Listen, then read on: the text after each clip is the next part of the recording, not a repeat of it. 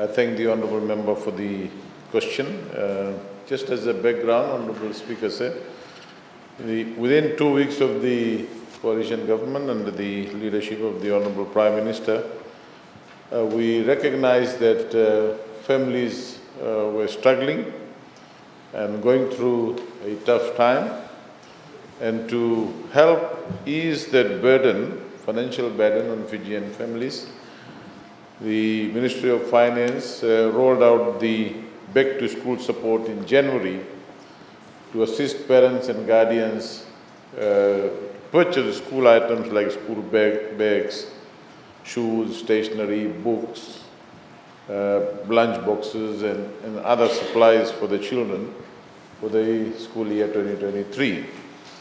Mr. Speaker said the support for students in early childhood education, primary and secondary, up to year 13. Support was provided, Mr. Speaker said, per student basis for families earning less than $50,000 in combined annual household income. The Ministry of Finance, Mr. Speaker, worked very closely with the Ministry of Education, and I want to thank the Honourable Minister for Education and his staff for coming out, even though principals and head teachers, I want to thank all of them.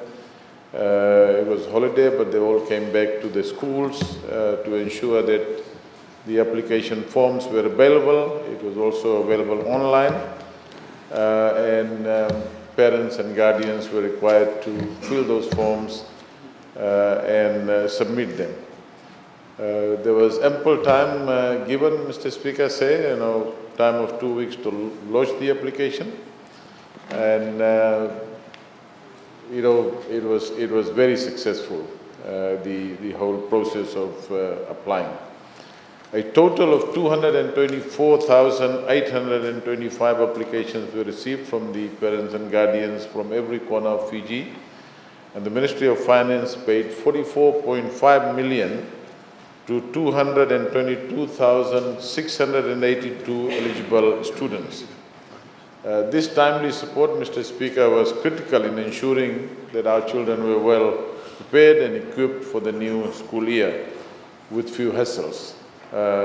It also, Mr. Speaker, generated a lot of economic activity, and the feedback we got from the business community throughout the country was that because of the timeliness and the point at which the payments were made, the parents and guardians,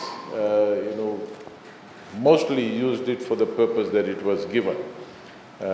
Also, Mr. Speaker, in order to make it more convenient, more than 98% of the payments were made through mobile digital wallets, M-Pesa and MyCash.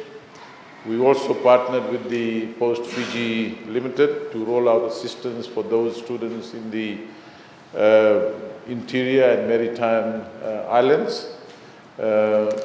So we send the money through TMOs, telegraphic money orders, and many of all those students who were eligible in the maritime islands and in the interior areas also were able to access the funds. Just to give a background of the areas, Mr. Speaker said, in terms of assistance, 50,671 students were from Suba, 40,251 students from Lautoka were from Lautoka Esawa zone, 39,902 students from Nasori, 23,410 students from Maduata Bua zone, 16,231 students from Dakanrove, 16,091 students from Ba Tabua area, 15,042 students from Nandronga Navosa area, 11,571 students from Eastern Division, and 9,514 students were from Ra.